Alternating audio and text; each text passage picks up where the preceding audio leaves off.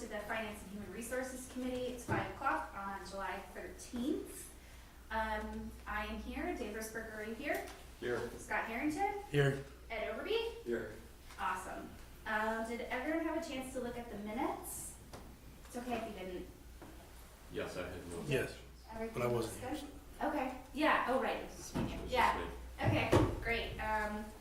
So those are approved by acclamation.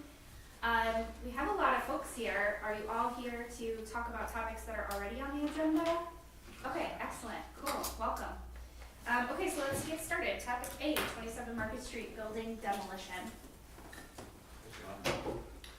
So we have representatives here from Gore Construction and Delaware Engineering to discuss a potential alternative to a public bid for the demolition of the 27 Market Street project. They want to talk to us about cooperative. We actually have 8 cooperatives, John, that we already can work through, but this is another cooperative. Yeah, we have like 7 cooperatives presently that we can use. Okay. So they're going to basically describe the process of a cooperative, and we would like to join this cooperative for this particular project. Good evening, good afternoon, everybody. Nice to see some familiar and new faces. Ed, always good to see you. Welcome back on the station. That's great. I'm Dave Oman with Delaware Engineering, the principal in charge of the Oneonta office. And I've got Eric, a project engineer for my office, and Al Gorick with Gorick Construction. And Al's going to lead the discussion about the co-op. But just as an overview, 27 Market Street, we're all familiar with it. It's on the corner down there. It's got some pretty cool artist work on that right now, but we know the building's in pretty tough shape. And over the last 2 or 3 years, we've been working with the city to work towards removal of that building.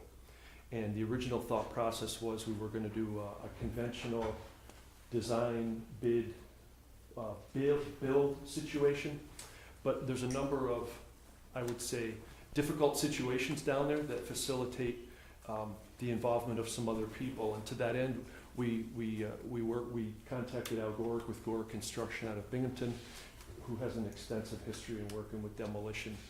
If you drive around, particularly Broome County, and you see any large demo projects, typically Al's people are the ones that are doing it. They're doing it for a long time, and so we have a lot of confidence in them with this project. But this isn't simply a straightforward building demo. You've got asbestos, you've got lead paint, and that wouldn't be so bad if you were just dealing with the first 2 floors. But the basement, under about 2/3 of the building, is dark, gloomy, covered, full of water, asbestos that's attached to the pipes. It's in the water. It's a safety hazard. There's a number of things there that are difficult to do. A normal demo, like a house or whatever, you're clean, you just come in and sort of do it. This one, there's concerns about how to get this done, and also how to get it done in a way that makes sense for the city and has some cost control. The other compelling issue is you're familiar with it. I mean, that's what you've got Chestnut Street extension on one side, and you've got Water Street on the other side. The streets go up, and they're basically being retained now in a large sense, by a portion of the building that we're going to demo. So the original concept was to go in there and try to knock everything down and install some sort of means to hold up Chestnut Street and avoid impacting Water Street. And as we looked at that again, as we're working on the bid documents now, we were concerned with a number of things. If any of you have ever put in steel sheeting, which I'm not saying that you all have, but it introduces a whole lot of vibration. You've got all the utilities in Chestnut Street, on Market Street. There's so much stuff there. So we talked with Al. We said, hey, come up and look at this with us, because this is a project that we'd like your input on as an expert. So we abandoned the idea of putting in some sort of temporary means for a couple of reasons. One, it would be difficult to put in steel sheeting. We don't exactly know what's there. And in the end, it would introduce a lot of construction phase impacts. So the new thought process is that for the portion that goes up Chestnut Street, where the street, a good portion of that, we're going to retain a bunch of that wall that's common with the building right now. Basically, cut that off at grade, and then as it indents in and goes down to a certain level, we're going to take the building down to a certain level. But the driveway that goes in on the north side by Water Street, take the building foundation down to the edge, follow the profiles that goes down Chestnut Street, and then on the other end and along Market Street as well, keep that foundation down to a level that's near, so we don't lose the sidewalk and the utilities. You've got telecommunications, you've got electric, we've got water and sewer, all that stuff surrounds us. So we're gonna use that old building, the concrete walls that are there, to retain what's there, and then remove everything else, top story, and take all that out. So some of the old building will be there, and some of that will be evident as well, particularly the piece that's up on Chestnut Street. So as we get there, you're gonna end up, instead of a quote clean site where everything's perfect, you walk in, it's pristine, you're gonna have these old walls that are there. But at this point, the concern and the cost, the cost control concern is the big one and the unknowns, right? So at this point, we don't know what the development of that site will be. Right now, we want to clear and create parking in the short term. A developer that comes in here to do that is going to have the wherewithal. They're going to understand what their plan is. They may be perfectly okay with that, with those things still being there, with their plan, or that may need to come out. But let them bear the burden of dealing with that. So a lot of words. I always get wordy, and I guess I'm pretty passionate about this stuff. But this isn't some willy-nilly plan that we've got here. It's been 2 years in the making, and I think we've got a really good plan in place. But with that in mind, a couple of the unknowns are there's water in the basement. Now the roof has been off, holes in the roof of this building for a number of years. So, and there's theoretically a concrete floor in 2/3 of that building that is the basement. So we don't know if the water in the basement is because it's come through the roof, which makes sense, or do we have groundwater coming in from below? That being said, it's 8 or 10 feet in the ground. So the thought process right now is we're gonna reduce the levels of the walls of the building to what makes sense, like in the adjoining parking lot, that'll be like 3 or 4 feet down. Along the edge by Market Street, that'll be 18 inches down, and that'll be flat. But the proposal is to leave the rest of the walls in place where the basement is, and leave the basement in there. Right now, we can't see what's in there. When we tear the top off of this building and start taking stuff out and remove that covering that's over the basement, we're gonna have an idea of what's in there, because we're literally gonna take it out, right? So at that point, we can decide whether or not we wanna remove the basement or not. But in the end, because it's 8 or 10 feet in the ground, even if somebody comes in and wants to put a building in there, their foundations may not even go down to the point where they're impacting that existing structure. So why use city funds or ESD money right now to come in here and remove a whole bunch of stuff that we may not need to remove? So I've given you a whole lot of information, but this isn't a simple demolition project. So with that in mind, we've put together some plans. We've reviewed them with the city, reviewed them with Gork, and we think the right thing to do here, rather than putting it out as a design and trying to be smarter than the people that are going to do the work, which is a problem with engineers because they always like to have everything perfect, right? But we can have 99 things right, and the contractor can come in and say, well, let's try it this way. So in this case, we're proposing to use the co-op system, which the city has used effectively before on Damaski Field. We've used it in Cooperstown at the Doubleday Field site. The city of Oneonta school system is using them regularly. So the co-op system isn't new. So tonight we really want to bring a bunch of the board members and people at large up to speed with how the co-op operates, and that'll be Al's situation. But in the end, what happens from the 10,000-foot view, and I'll have more details, is that the co-op puts together a team of experts that are good at things. And then they come up with a work plan and submit a cost to the city to review for this work. And that these prices basically are third-party reviewed, or they're within acceptable means based on the guide rails that are in the co-op system. And a lot of us are familiar with the state bid system for public works, where you buy trucks and loaders and things along that nature. I use that as an analogy because that's really what this is. It's sort of expanded into professional services or construction services that allow you to use experts that you choose in a system that has guide rails to make sure that the pricing is fair and basically, in my mind, helps the city from a scope standpoint, where the people that are actually doing the work in the co-op, they're the ones that are coming up with the plan and owning that plan, instead of being a contractor that bids the engineer's work And then there's, well, what, I want to do it this way, or I want to do it that way. It gives us more flexibility and gets those people in at the beginning of the job when you're working on the pricing, so that hopefully everybody's got buy-ins. Now, there's some things that are unknown here, and we're planning to introduce allowances for some various things. One of them is there was fuel tanks in the basement. We're not sure that they've been removed or not removed. So there may be BTEX hydrocarbons associated with this. There's water in the basement, so there's got to be things to work with dealing with that water. So the proposal or the thought process right now is to have some allowances in there to deal with, well, what if we find BTEX, right? And an allowance would be something in this cost proposal that would be submitted by the co-op that would be a number. Say it's 50,000, whatever it is. It would be part of their pricing, and then if that comes to fruition, that would be used as a budget or a reservoir to work towards remediating that or dealing with it. So other things to note is that the city plans to use recycled materials for filling in the basement. John and Chris and Greg and all have a plan for that. So basically beneficial reuse of materials that have come out of various projects that'll fill that void. So that's a cost savings measure as well. So I think I've gone my 10 minutes, so I'm going to sit down and let Al Gorick with Gorick Construction explain a little more about how the co-op works and also some of their experience with these sorts of jobs. Yep. Dave has a question. I've got a few questions here first. Did you say the foundation of the current building is 8 feet in the ground, underground? If you look, Below grade, are you yeah, talking? but below grade, right? Plus or minus, right? I'm not sure the exact, we've got some numbers on there, yeah. And if we remove the building at grade and leave that, how long is that building foundation gonna last? Or is that for the developer, if we even get a developer that's gonna wanna deal with that later?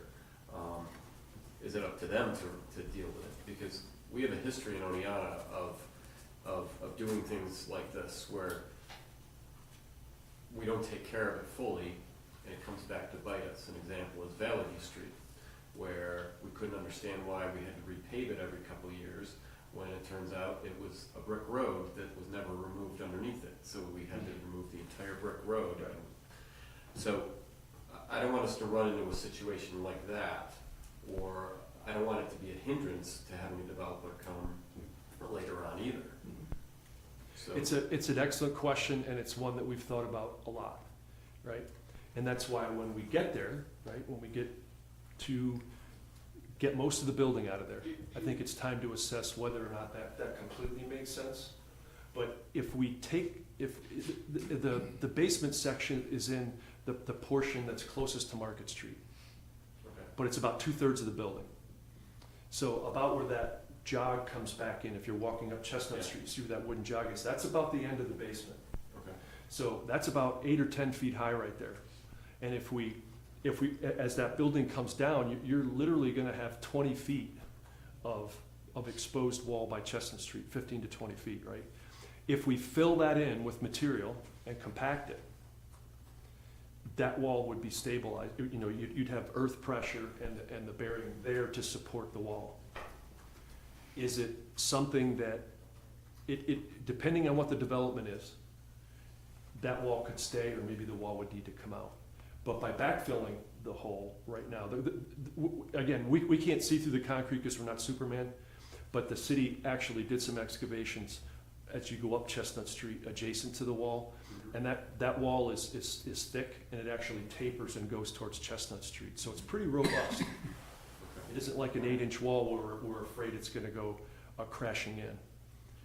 Okay. So we believe that what's there should be stable, but the truth is, we're not gonna know until we get stuff on the ground and get a better look at it.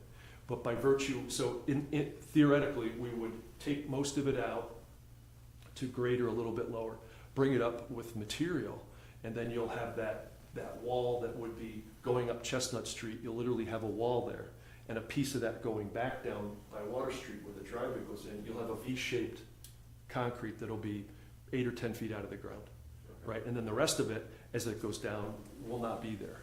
So you'll end up with sort of a V-shaped corner with concrete.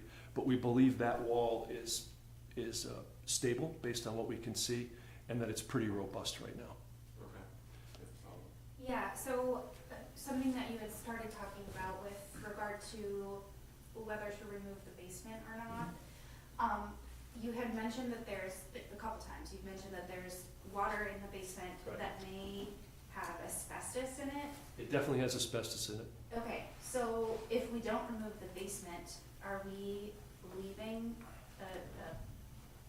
a big basin of asbestos water in the ground? Is that what I'm? The water that's in the basement will be removed, Okay, and the asbestos that's in there will be removed.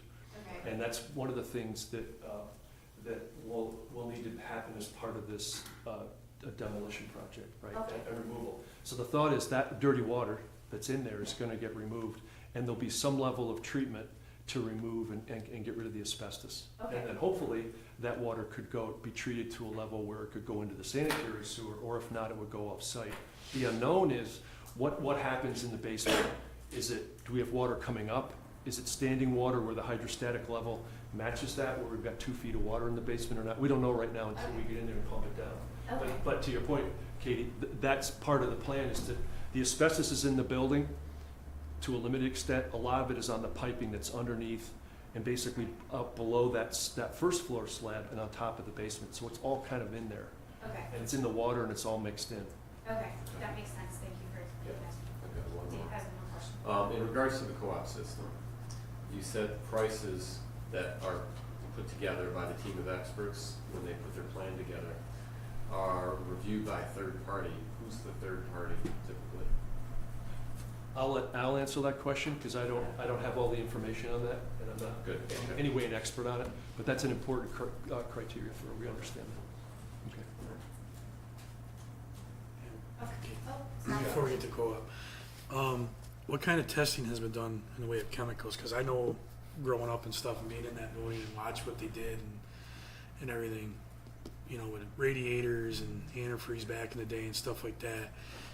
Has there been testing around the soil within the building to try to know somewhat what we're getting into in the way of having to environmentally make it a safe area? There's, the testing that's been done to date has been related to asbestos, as well as the lead paint that's adhered to the various items.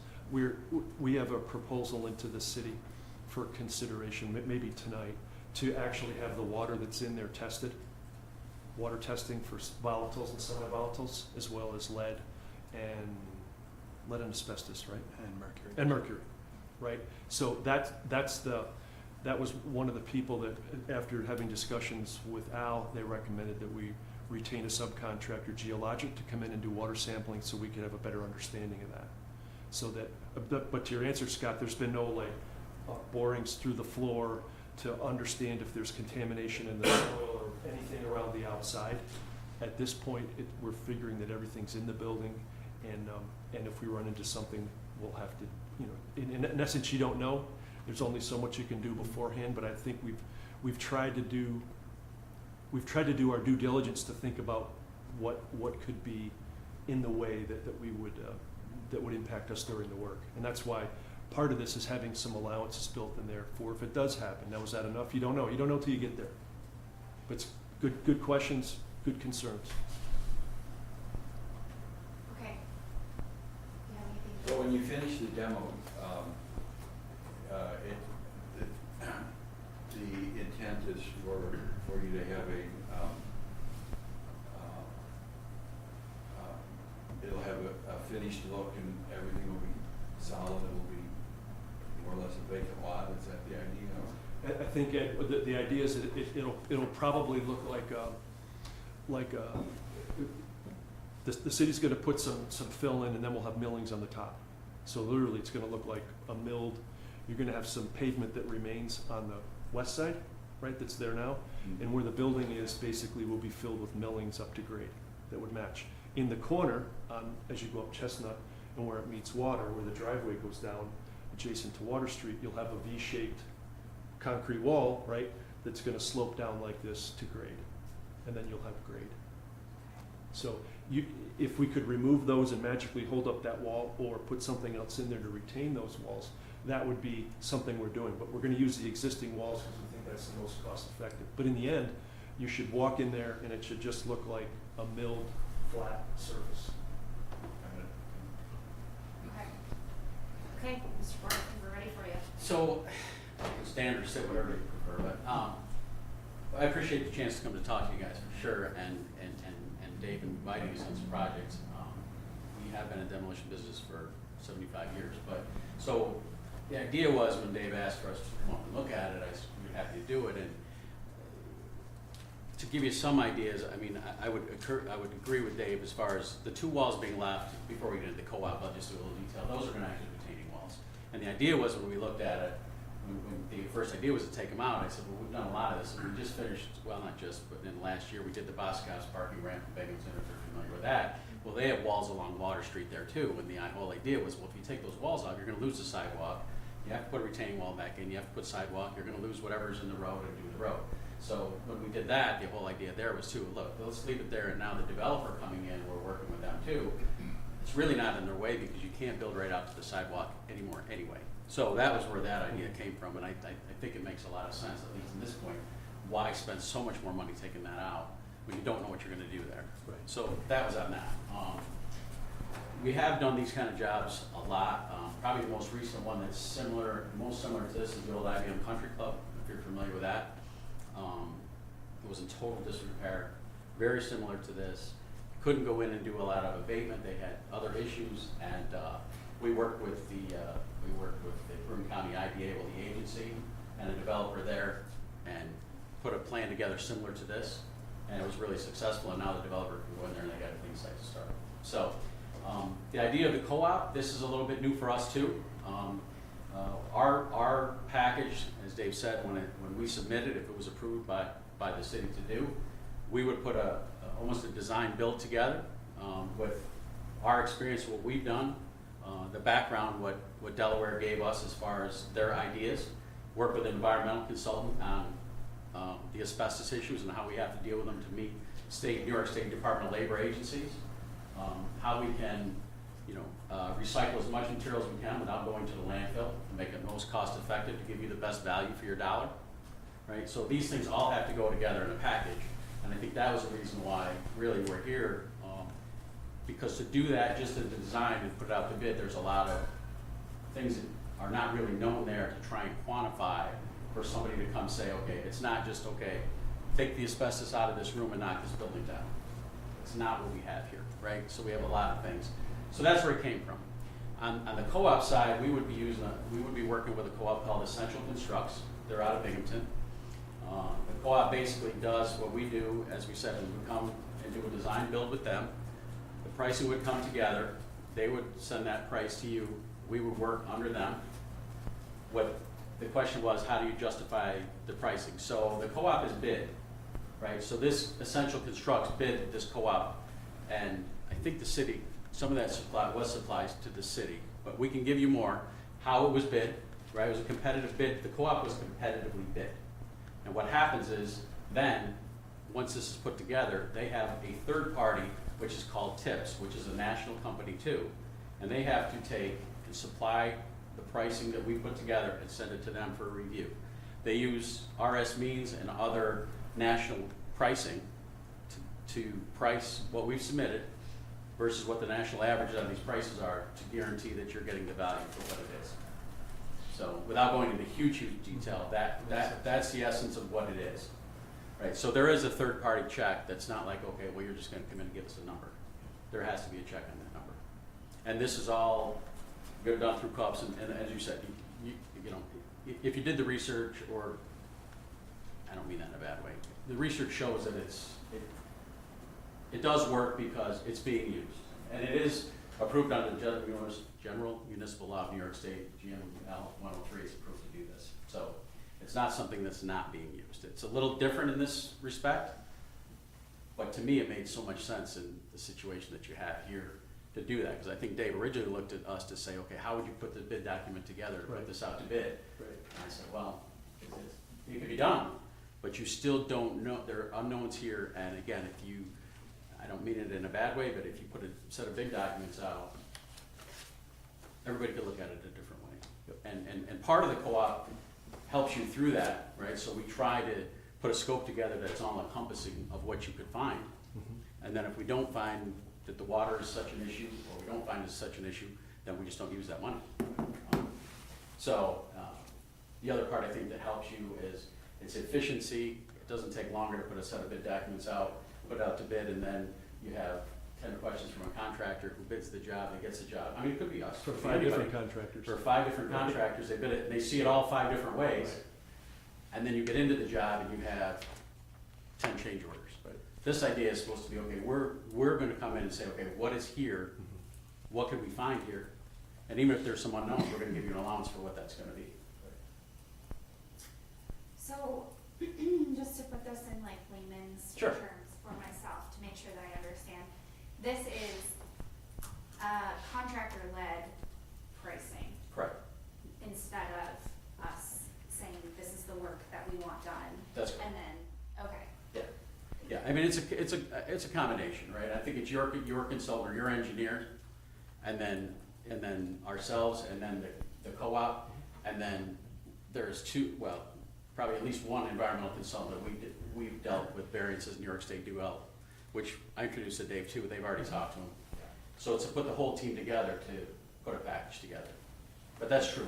The price is driven by us with the guidelines from Delaware. okay. Okay, I'll open it up to the board. Thoughts, questions? There are a bunch of, and I think we submitted them to Gino has them, right? We shared them with. Oh, you did? So you saw kind of the flyers in the background of how the TIPS works and how, I mean, Essential Constructs is first, and TIPS is the person who guarantees that you're getting the value for your dollar. I mean, that's in layman's terms as quick as I can make it, but I think that was shared with you guys, and that's how it works. Yes, okay.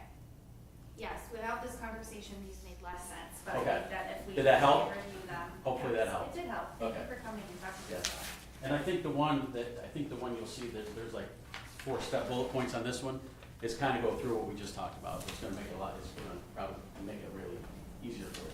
Okay, gotcha. I was gonna say, is there anything? One thing I wanted to add was this cooperative not only is gonna be used for the demolition, but we also have an opportunity to use the same cooperative for an HVAC upgrade that we need at Public Safety Building. We've been in contact with Air Temp, and they've suggested actually using the same cooperative without even them knowing we've been talking about this. So this cooperative is, they're doing demolition, they're doing HVAC, they're doing electrical, so if we can approve this cooperative, it would be used in multiple instances here. Okay. Yep, Janine? I just want to make sure if John Jantz, our purchasing agent, has any questions for these gentlemen, or are you, Well, he said the most important thing was GML Yeah. 103. okay, And of course, any bid documents would be available for us for our own records. Oh, absolutely. When we submit, the way I see it right now, we would work with Dave to put a package together with documents that they've already produced, and then the scope would be according to that. And those bid documents, again, would be under GML 03, they would be competitively bidded. Well, it's not, so that's not the, it's kind of a design build is what the co-op is. Okay. Does that help? Well, I mean, See, the co-op is competitively bid, right. so that's how that goes. And then we now take under that and put a team together and put pricing together with a scope and send it to them. They review the pricing with their third party to make sure the price that we put together is good, and that's how that goes. But I'm gonna need to know, one, if it's competitively bidded, if the bids obviously were received sealed and kept secure. And obviously, if the price goes to the lowest bidder, I need that documentation proving that. Right. Or is it gonna be a best value bid? See, it's not really a bid, that's why I use the co-op. The co-op is not a bid, Well, I'm, it's not a competitive bid. The competitive bid was the co-op, they did the competitive bid. The price that we would do under them, we put together, and then they evaluate the bid versus national averages to make sure it's a value to you. So it's not a bid, it It's won't go not out a to 6 contract, contractors. then. It It's is not a not, contracted bid. it's not a bid that goes out to 6 contractors, no. A co-op is not that. So, That's cool. because we're gonna need. Well, I don't think any co-op is. Because we're gonna need a motion, Okay, we're gonna need a motion for council approval to join this cooperative agency. So, and then we can work with these people to understand the Okay, all right. process okay. and to Where make it's sure. open and I can put you in And touch discuss with it the with co-op David, guy. because we've been through this before. Yep, okay, And, all I- right, and so and I, if you have questions, I can give you the co-op lead Okay. and you can talk to him about it too. Yep. Absolutely no Okay. issues. John, I appreciate you coming and kind of diving It's into important. how it's gonna work and if it's gonna make sense for us. Are there any questions from anyone on the committee or comments? I have just a point of clarification, getting back to persistent contaminants. Aren't most of those required by law to be abated and remediated? If you detect them, then we'd have to understand, or in essence, find them, right? And if we do find them, then it would be our responsibility to deal with them. Part of the reason I guess I'll leave it at that, because right now, we don't know what's there, and until we get things out of the way where you can actually look and see what is there, I think it's difficult to forecast how to deal with something may not even be there. If it is, then obviously we'd have to deal with that. I say we as a city collectively, however, we have to deal with that. We just don't know at this point, because there hasn't been extensive investigations to figure out what's all under there or around there. By leaving the walls in the basement, in essence, if there's stuff that's on the exterior of the building, and at this point, if we don't go looking for it and find it and discover it, then it'll remain where it is. So that's sort of the thought process now, is not to go in and then do this major study to try to figure out if there's anything else on the site or in the site, unless we decide to do that, right? But first, let's get the building on the ground, get it cleared up, and see what we've got to work with. So I think, and I don't know if you're just talking about ground contamination, because obviously asbestos issues, lead paint issues, that type of stuff, building debris is gonna be in what we're gonna handle, that won't be there. It's just anything below grade.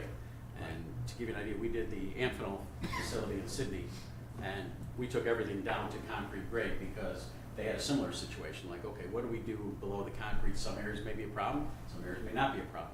So our contract with Amphenol was to take the entire structure down right to concrete grade, and then they did their testing later to try and finalize if they had contamination or they didn't.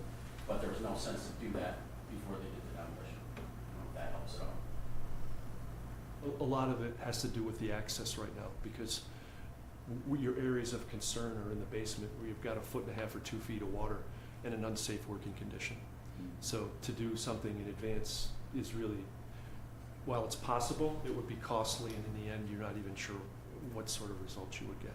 So by getting things cleaned out, then we can figure out if we want to go further to look for things that may be underneath the slab or whatnot. But to Al's point, anything that's in there, the asbestos, the lead paint, all that stuff that we know of, will be taken care of as part of this. So the things that we know right now, that's what we know, that's what we want to focus on getting rid of, and then move forward. Okay, Chris? So the only thing I wanted to add as a caveat, that Judy reminded me, is that we still need Empire State Development's approval to use the co-op Okay. for the demo. We don't need their approval for the co-op to use it for the public safety building, so I don't really want to derail approving the co-op, because I can still use it for another project with the city. Okay. But know that we still need approval from ESD Okay. for the 27 Market project. So, John and Jimmy, this is something, co-ops are something that the city is already using. We're looking at approving this particular co-op correct? as something that we would purchase from. Right. Okay. Questions, Scott? Dave, you said no? Okay. Okay. We may have more later as we digest, but that sounds good. So, you're looking for a motion from us for next council? Well, There will be a motion on this coming council to approve the city's use of the co-op. Okay. I won't need to project, they will provide the whole pricing on that to be evaluated before that comes back. Probably first meeting in August, and most of it matters. Okay, great. Yeah, I have no objection to that. Anyone else? None here. Okay, great. Thank you. Thank you so much, appreciate your time. Thanks, guys. Thank you. Okay. Topic E, Neola Park Pathway Paving Funding Request. It's written by Dr. Seuss.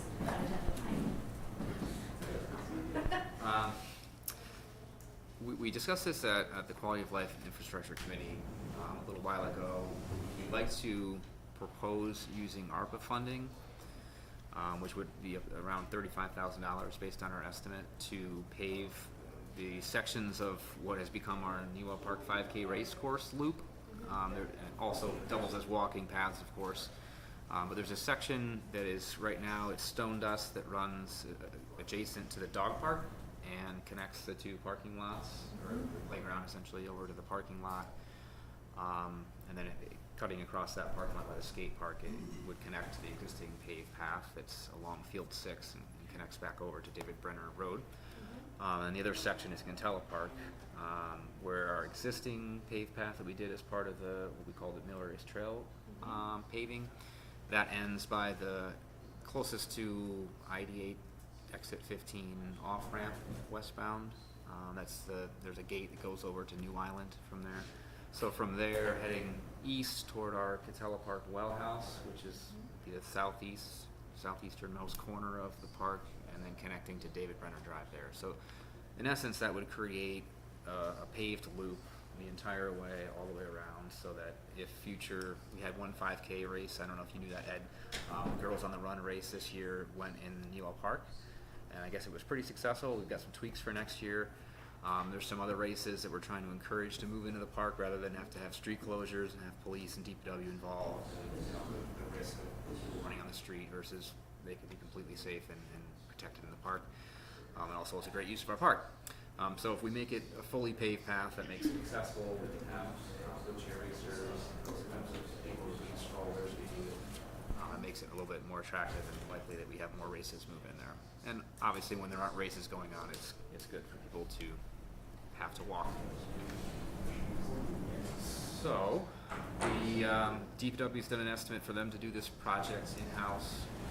Cost around $35,000. We can potentially do it this fall or possibly in spring. It really depends on availability, our schedule. Just a quick overview of ARPA. So the first round of ARPA funds that we got was $713,000. We have spent about $280,000 of that. We did two projects. We did the second phase of the electric improvements in Newa Park, and we did the mill race paved pathways in Newa Park. And Ed, if you didn't know, we had agreed, the council, to spend the entire $713,000, that first half of our ARPA assistance, on park improvements and recreational improvements. We've dedicated $110,500 to replacing the Wilbur Lake Trail Bridge. That project, we've ordered the bridge. It should be here. The structure itself toward the end of August, early September. We have a bid out now to hire a contractor to install it, including the foundation. So that'll hopefully be done by the end of September, if not sooner.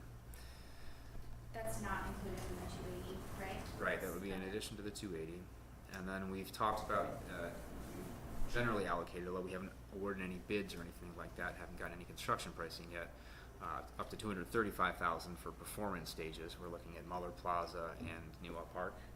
I'm sorry, what was that number again? $235,000. There's an ad hoc committee that's researching that and making a recommendation.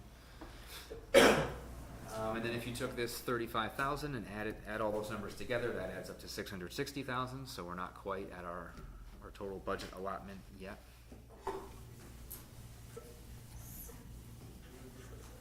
So we have approximately $53,000 left if we were to spend the full amount on the performance stage and with this $35,000.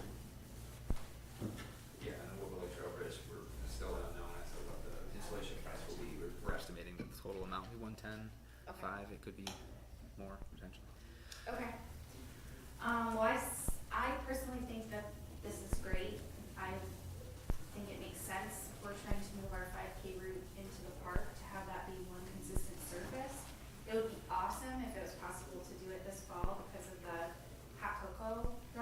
that's a regular park user, and that's in November, I think.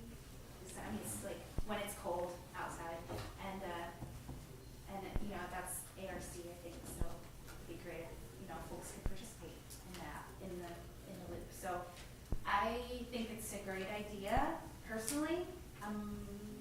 Anybody else want to speak on it? It came from my committee, so. Oh, are you on that committee too? I think I am. You are. Okay. We'll do our best to get it done this fall. We're really behind on getting the wayfinding signs done Oh, okay. and sidewalks, so we'll try. Sure. I know no guarantees. I just want to throw in my 2 cents. Okay. Great. So, Mr. Oakley? Okay, great. All right, so we'll move this one up. Thank you. Thank you.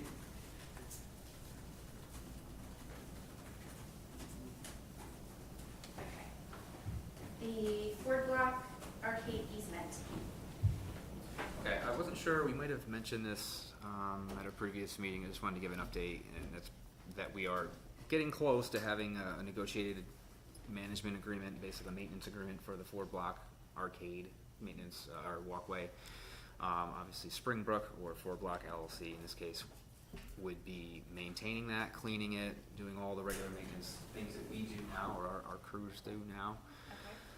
Okay. The city, we were negotiating a price, what we would pay an annual amount for them to do that. We're sharing in the cost essentially of that maintenance. Okay. So we'll bring that to council once it's ready. That may be by this Tuesday, or it might be to the next August meeting. Is this a permanent easement? We have a permanent easement already.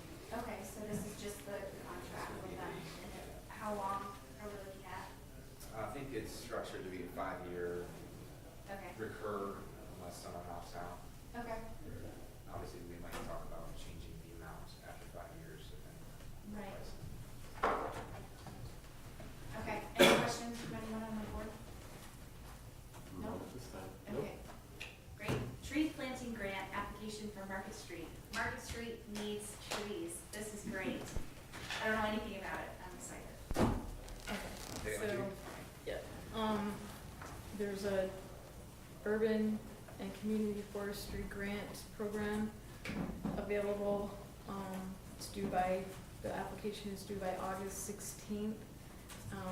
We're gonna be applying for planting the trees that will go along with our Market Street transportation improvement project. So, the tree sites are to be identified still, but they'll be associated with the transit hub, the parking lot, the Water Street, and Market Street within the footprint of that project. We can apply for up to $75,000 in grant. It has an associated 25% match of the grant funds, Ginny, so you were correct. So the match could be up to $18,750. I'm not sure yet what the exact amount's going to be, but it'll be somewhere in there, and that's what the resolution will say, is Okay. up to. I'm sorry, what was the amount, 18,000? The match would be $18,750. Some of the match can be our salaries for grant administration, so I'll probably put like around $5,000 for that, because this should be a relatively quick grant. So I don't want to put the full $18,000, because I don't think we'll work that much on it. So probably $5,000, the rest would be a cash match, which is probably coming out of the tree removals around the watershed. Great. The trees will be planted under the purview of our, of Fred Hathaway, the arborist. Any questions? There'll be street trees that are on the approved list as well. Okay. Dave? What size trees are we looking to buy? They'll be as big as we can get. So probably similar to what we're doing on the River Street neighborhoods. So those are like, I think they're 3 or 4 inch diameter trees. They're between $400 and $600 a piece. They've got a pretty big root ball, so they stand a really good chance of taking off. Yeah, because we have to fight two things. I mean, you guys all know that. It's diameters, so. Because the last time we planted along Market Street, I think we had some that lasted, but some were just ripped apart. Well, hopefully we can have nice things. Yeah. Yeah. That's It's nice to my- have nice things. That's my MO on my job. But is when we can planted, have to nice be- things, we just have to- to figure out how to protect them. To be fair, the last time we planted them though, they were not 3 to 4 inch diameter. They were Yeah. very, very small. So, Yes, please, Jen. I have a question, it's more for Chris. On the tree planting, just from my own personal experience at home, the roots can get into the septic or the, you know, the Sewer sanitary lateral. sewer lines and things Mhm. like that. So do we have to do anything to protect ourselves from the roots getting into our infrastructure? So we typically try to separate and have a specific distance from underground utilities so that the roots tend to try to keep them away from piping. Because, you know, whether it's a water service, a sewer lateral, any type of piping, an electrical conduit, water tends to follow those conduits on the outside, and roots tend to follow the same conduit. So we try to plant them away from those underground utilities to prevent it from happening. Can't guarantee it, it may still happen, but we, you know, do our best. Another thing that we could do, we've talked with Wendell about the detail for a tree planting pit on a place like Market Street or Main Street when we did the 2016 streetscape project here on Main Street. If you put in structural soil, it's called, it's just a, you know, it's a mix it's able to carry the load of a sidewalk and people above it, but it's basically extending that soil volume beneath the sidewalks. It helps you, you know, prevent having the heaving that you have where you have a tight space and a tree planted. 15, 20 years from now, you start seeing the sidewalk heave. Good example is Irving Place, where there's a 6-inch grass median with the trees were planted there and the sidewalks are really heaved now. You see it everywhere, but there are ways where you're planning in an urban place like this to try to avoid that. So hopefully we'll be able to do that. Cool. Thoughts from that side of the room?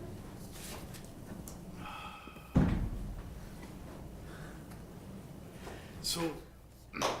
I'll ask, this last tree grant that we got,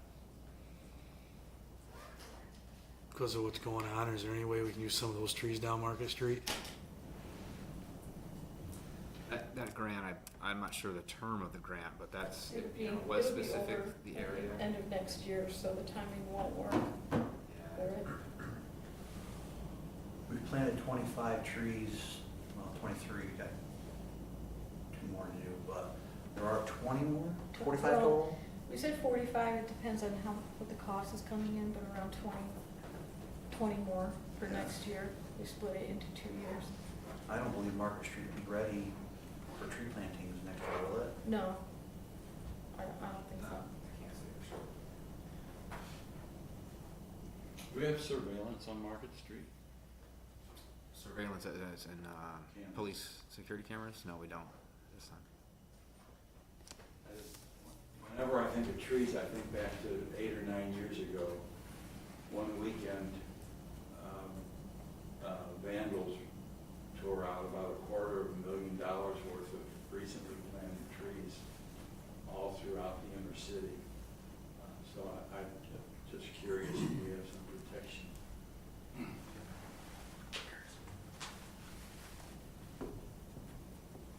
Might be cheap insurance. We will have cameras at the parking structure transit hub. I don't believe it'll get us a view all the way up to Main Street on Market Street, but we'll have a considerable amount covered, I would say. We can look into what that cost would be to add another couple of cameras. I mean, we have cameras at the intersection of Main and Market, right, police station. I was gonna say, because that's right by the police and fire department. Yeah. So- And we have, I mean, the parking garage now and will, you know, the parking area and the transit hub, so it's something we can look at. Yeah, I don't think that's an awful idea either, just with the activity in that area. And we can wrap them in barbed wire. Electric. So this is all tied into the whole parking garage, Main Street reconstruction thing, correct, Greg? So our Market Street streetscape project will include tree plantings. This would reduce the amount that we have to spend with the existing grant money and or the city's contribution to that. You know, additional grant money specifically for the trees for that project, yes. So it was part of the DRI design, but we're supplementing the DRI grant with what, an ARPA grant or something like that? New York State DEC. Urban and Community Forestry, I think, is a grant Yeah. program. Could I say something about our existing grant, which I think, our existing tree grant, I think, the public might, not understand, and maybe we haven't explained it, but the city will maintain those trees. The city will water them. The city, other than the apple trees, the Fort Wilcox folks are watering those trees for us, which is awesome. But the city, as part of the grant, the city has to maintain those trees with the grant funds for 2 years. And then after that, the city volunteers and crews will be maintaining the trees beyond that. So trimming, watering as needed, whatever. It's not up to the homeowner to have to do. The trees are our right of way, and it's our responsibility to maintain them. We actually have a pretty hefty budget. I think it's about $50,000, Greg, a year to plant new trees and to remove hazardous trees, tree limbs that may need to come down, we trim them. We do tree bids every year to have those hazards removed. So we do a pretty good job. John and I go through with Fred Hathaway every single year and review the trees that need to come down. We put together a bid and we have those removed. We're gonna discuss this in the Quality of Life Committee, because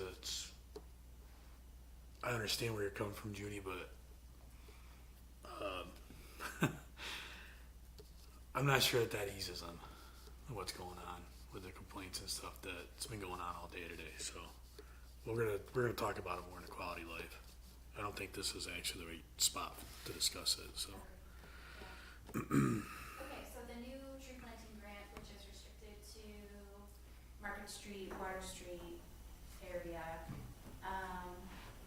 do we have any objections to applying for this grant? So, devil's advocate, because we haven't voted on this whole package yet of the transit hub and Market Street and all this. We get this grant, what happens if all of a sudden, say it didn't pass? We decide we're not gonna, We're not gonna do anything. does that mean, I'm just saying, like, worst case scenario, all of a sudden say, yeah, no, we're walked away from it. Does that mean that we still have places on Market Street to plant these? Or are we, Can I ask a clarifying question that's related? The Market Street Streetscape Improvements Project and the Transit Hub Parking Garage / Lot redevelopment are two separate projects, right? There'll be two separate bids. Two separate bids. Randall was designing both of those. They're two different. They're They're projects, different though. grant agencies. So ESD is the granting agency for Market Street projects. Any grant funds on Market Street will be ESD funds. Any grant funds on the Transit Hub Parking Garage will be DOS or DOT. Both projects will likely require additional city money. The round that we talked about. To answer that question. Okay. So if the city decided to do absolutely nothing, Given the grant money we have back, we're not gonna leave the park garage, we have to do nothing. Are there places on Market Street to plant trees? Sure. I don't know how many locations, there's that grass strip that's there now. I mean, we could use this grant to cut in and install, new tree pits in certain areas. I suppose, yes. I'm not saying I don't know when, yeah, I'm not saying that's gonna happen, I'm just trying to think if we take this grant. I don't know when the If, grant you know. award will be announced. Do you know? I think it said December. December. So by then, I think we would have clarity on what we're doing with the garage transit. All those things are fully bid by then. Yeah, I just wanted to, for my own understanding, because I think we could follow, there's so many unknowns with the Transit Hub and Parking Garage, but that, no matter what we decide with the Transit Hub and Parking Garage, we could continue to go forward with the Market Street Streetscape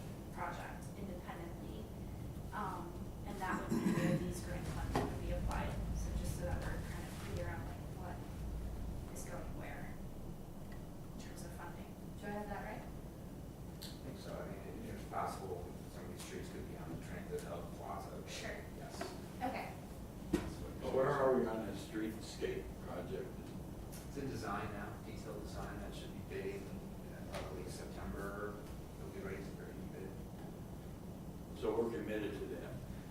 Well, we're not committed to doing anything until the council awards the contract. We've had discussions, as Scott alluded to, there's still more discussion to be had as to what exactly the scope is going to be, and what additional contribution on top of that ESD funding that the streetscape case the city will make. But we are committed to designing the project and preparing bid documents and going to bid to see what those prices will be. We'll have more discussions before bid. The two buildings across Chestnut Street from one another, they're separate from this. They're outside the scope of the streetscape project.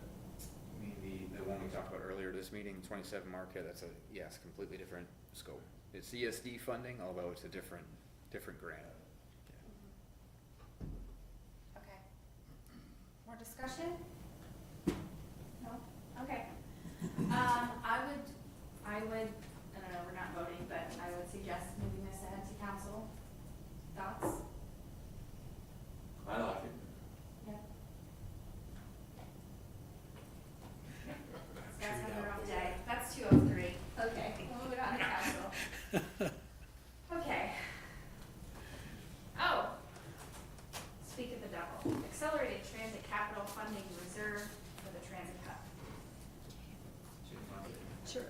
The city was awarded, again this year, for 2023, $101,811 from the Accelerated Transit Capital Program, the ATC program. Okay. We are allowed to reserve this money for our local match for the transit hub, and that's going to be my recommendation, to bring a motion to council to reserve this fund to go towards the transit hub project. That is what we have done for the past 3 years, and I would like to do that again, because that reduces the general fund or the bond obligation, or however else we're going to fund the transit hub. Just for curiosity's sake, what are the appropriate uses, aside from your recommendation, what are the things that we could use this You fund could use for? it to buy buses or Okay. fare box equipment, anything that OPT would need capital-wise. It's not for operating expenses, Okay, it's for any type of capital equipment. okay. Thoughts? Mr. Ogilvy?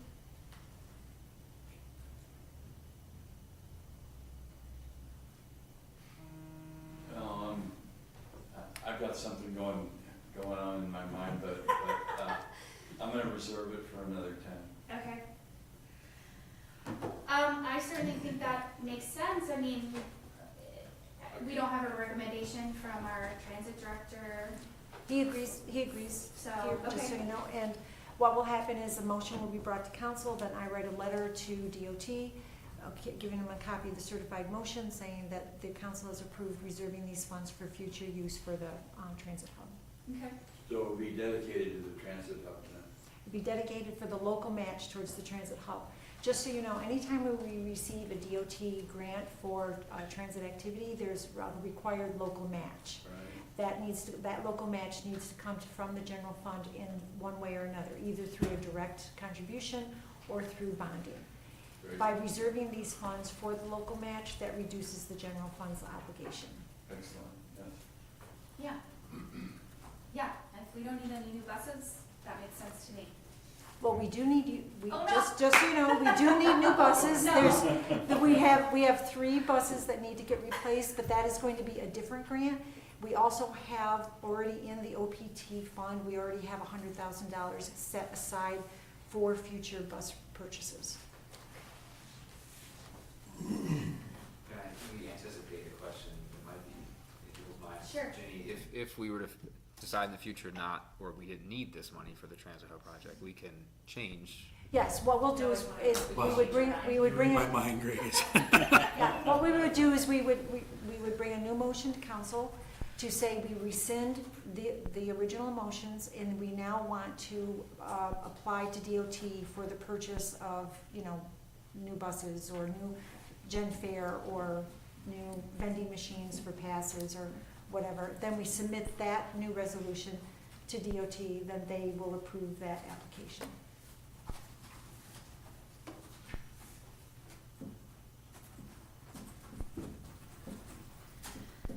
Okay, what do you guys wanna do with this one? Do you agree with, reserving it? Oh, yeah. Yeah, because you can always change it, like she said, so. Okay, great, we'll move forward with that. 2024 budget process, here we are. Here we are. Tuesday,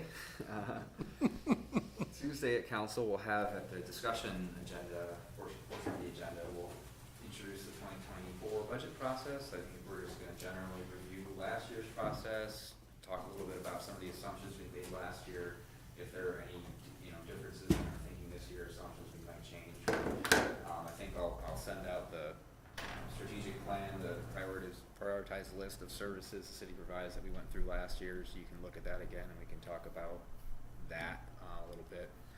We're not gonna have like a PowerPoint presentation at this meeting, that'll come later where we go through a lot of things in detail. It's really just the first meeting per the council over the city charter. We have to start the budget process second meeting in July, so this is us starting that and getting the conversation going and getting some feedback. I don't know if Ginny has anything you wanna add, but. No, I think you covered it well, Greg. So we didn't have too much to discuss tonight, other than just giving you a heads up that it'll be on the agenda, and if you had any thoughts now, we could talk about it. Okay. I do not have any thoughts now. Okay, great. I know we have a couple of additional topics today. Okay. Brian, you wanna start us off? We've got a couple of firefighter appointments to fill a couple of vacancies, at least two, that we wanna talk about bringing forward. We're able to work well with confirming those, that's why they weren't on the agenda, but we would like to bring a couple of them forward on Tuesday. Yeah, right now for this year's budget, we have 3 vacancies that need filling. We had the civil service exam, which 54 people took the exam, which is really good. And of that 54, every single one of them passed the exam, but we only got, I believe it was 24 to take our physical agility exam. We changed our physical agility exam this year. In previous years, we've had 40 or less % success rate. This year we're over 70%. So we're doing a lot better. We've interviewed 8 people and we've sent out conditional job offers for 2, and the third person is a little bit further behind in the process. So we're looking to bring 2 to this next council meeting, and then 1 additional one for, I believe it's August 1st. Okay. That's exciting. Yeah. Yep. Cool. What'd you say? So I didn't have the calendar behind me, I went to look. Is this the last one we have before August, right? The last council meeting? And these individuals, they'll be going, actually, because of just how everything's timed out, they'll be going to the Utica City Fire Academy, which they'll have all the same certifications coming out of that they would at the State Fire Academy as well, so. Okay. How I like to try to streamline things if we can a little bit. Greg, is it possible just to put the 3 on, that you can fill the 3? Or do we have to have specific names when you bring it to us? So what we'll do in this case, because they haven't, all 3 of them, none of them have completed all of the pre-employment, checklist yet. So we're gonna put their exam, firefighter number, identifying what this individual is, but not by name. But we were only uncomfortable putting the 2 on there. The third one we haven't been able to talk with yet about, does this person want the job or not, essentially. So I think we're comfortable putting 2 on. Joe, go ahead and jump in and correct. I just want to jump off of what the chief was saying about the physical agility test. And I apologize if I'm repeating, but we had 2 practice sessions for that physical agility exam. Then there was 2 testing days, and then we had 1 date that was either an alternate or a retest date. And so as far as the timing goes for some of these, why some of these other things aren't completed, I think it's also good to know that I think in order to make more people available for interviews, we waited until we had that retest or alternate test date piece, and I think we ended up getting 2 or 3 more potential candidates out of that one, if that's correct. Mhm. That we're able to pass it on that date. And that kind of compressed our timeline. We had some of these things scheduled earlier, that we would have had them done in plenty of time, but because of some of that, we had to reschedule some of those pieces, which is what Greg's talking about, what we'll be bringing forward with the candidate numbers if it's not complete by then. Okay. And I just, probably, again, repeating myself, but I just want to acknowledge the effort by department members, especially Captain Don Tubia, but many others as well, for the test. And the pass rates that the chief mentioned were great, and I think it's really interesting to see how directly related to the work that these tests are. So it was really, really good to watch. Yeah, I remember you mentioning that you had. Yeah, I'm sorry, I just keep talking about it because it's very exciting. No, that's okay. And it's good, you know, for folks who didn't know, that Yep. you've kind of reformulated the physical agility to be more in line with the demands of the work, which is cool. Theoretically, we made it harder and we got more people to pass by teaching them how to do it. Cool. I mean, before it was just push-ups, sit-ups, and a 1.5 mile run.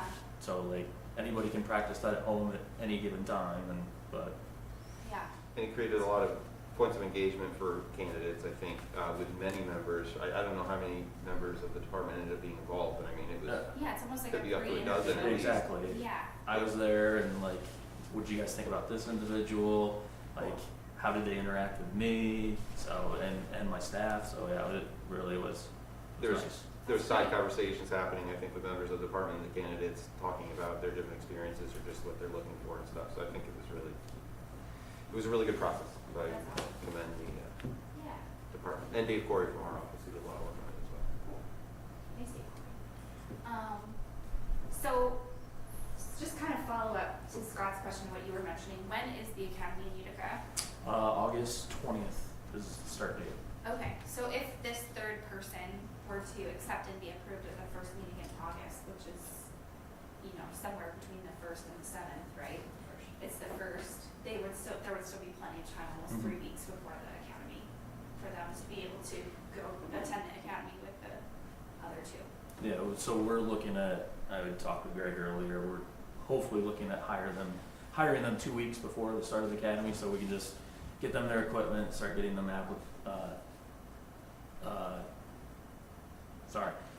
acclimated, yes, that's the word I'm looking for, to the fire service, because some of them are coming from not a fire service past, so. Okay. And I think, if I could, so just having that effective date be a couple weeks out, even though we could wait until the 1st to do it, I think the goal here is to, you know, because people have gone through the process and put the effort in, and the chief, and everyone has done the interviews, we want to try and, you know, show them that we're interested in investing in them and hope they invest in us. Yeah, no, for sure. This was more about the third candidate, making sure that they would be able to be approved in time, so I totally agree. Cool. Okay. Any comments, objections? Who could object? It's great news. Okay. We need the positions filled, yes. Yeah. Okay, cool. Congratulations. Thanks. Okay, the one thing I will say is that during this year at the Finance Committee, we've been trying to make time to discuss revenue generation. So Ed, first of all, welcome to the committee. Thank you. It's nice to have you here. And I just wanted to kind of pose that because I'd like to keep that conversation going, and we have been kind of, you know, summer everyone's busy and not looking into things, but I want to put that on your radar as you're, you know, going about your council experience. If you have any ideas of ways that we could do things differently to not only raise revenue, but one of my goals is to try to, well, I want to talk about ways that we can even just raise the necessary revenue, you know, in a way that is different than raising taxes. So all creative ideas are welcome at the table. And yeah, I just want to kind of put that out so you can be thinking about it as well. I don't have anything on that topic today because I have been very busy and I just haven't been looking into it very much. But is there any additional? Yeah. So at the beginning of the year, we talked about the possibility of reimbursing charging insurance companies to reimburse for motor vehicle crashes. Mm-hmm. Is that something that you guys would like to explore? I know I had talked to you that can be a touchy subject with insurance companies, and Okay. like some communities, there's some bad press about it. There are cities that have chose to do these type of things. However, some cities have chose to do it and they're making revenue off of it. Okay. So just as an example, today we've had 3 motor vehicle crashes that could have had some sort of reimbursement, and all 3 of them have resulted in us calling back in overtime, so. Oh, wow. Okay. To expand on that, one thing that I would like to explore is I would like us to seriously consider adopting expanding our ambulance fee schedule to include the first responder call for First Life, I think it's called. Lifeline activations. Lifeline activations. Okay. There's a professional term for it, and it's not on the tip of my tongue right at the moment, but I would like to add that to the ambulance fee. So that is when, if Lifeline calls and the first caller is to the fire department instead of to a family resident, we're able to charge for the ambulance going there. And I would say that's not even just for Lifeline, so like typically, I won't say typically, but there's frequently where we get calls for service, and it's not medical related, but someone calls the ambulance. So we show up and well, no, I needed help with something else. And so we would like to institute a fee for those type of calls, not only for revenue generation, but also for once the homeowner, especially for the repeat users, Mhm. when they start realizing that it's no longer going to be a convenience fee for them, Yeah. then that may reduce the number of calls on the fire department itself, which may ultimately result in lowering the overtime if all the ambulances are out and they're going to these type of calls. Yeah, that's great. And Did I that's a say great that example of properly? something that's not necessarily for revenue generation, but is cost savings, Yes. and that's kind of all in the same boat, so that's great. Yeah, I mean, I am a total neophyte about any of that type of thing, so I would certainly be interested in learning more about it, whether we decide to pursue it or not. We'll talk about it. Thank you for bringing some ideas forward, that's awesome. Cool. Okay, do we have any additional discussion from anybody? Jenny? I just wanted to let the committee know that we're wrapping up the audit. Okay. The field work is about 99% done. It's gone very well, and as of right now, there's no findings and there's no changes to our financials. Cool. Consistent, as always. I gotta step back. Brian, can we look into, I know you probably got the statistics somewhere, like repeated false alarms both on, like with the fire side that caused, because I know that's gotta be driving up overtime for once your engine goes out and then you get a call and I think, if we're gonna look at the whole thing, let's look at the whole thing. fair enough. I think that's, I mean, I know they tried it once before. I think you probably were young on the fire department then, because I remember that they were looking at it once before. I think Dick Miller was the president of Hardwick at the time. But I think it's, if we're gonna look at it, I think it's fair to look at everything across the board. Sorry, Scott, could you repeat? Like, well, because they'll go on false alarms, like say they go to some company, but it's a repeat, like they're going 5, 6, 7, 10, 12 times or whatever within a year or whatever. Alarm gets Faulty.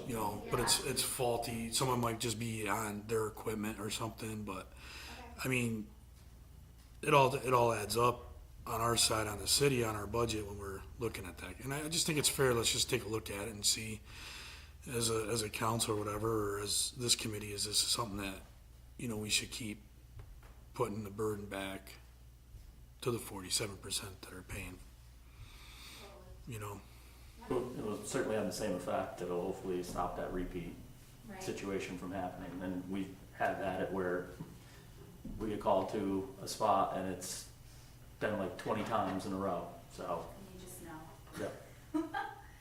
Oh, man. Okay, cool. Yeah, that's great. Thank you. Thank you, Scott. Thank the chief, he's the one who keeps the statistics, I don't. I know. We're looking forward to those discussions and just learning more about, you know, the department's operations and stuff too. So thank you. Okay, any additional business? You looked like you wanted to say something, Scott. No. Okay. Thank you though, I really. Sure. I thought I heard you go. No, but that's great. Okay, anything else from the gallery? No? Okay. Any need for executive session?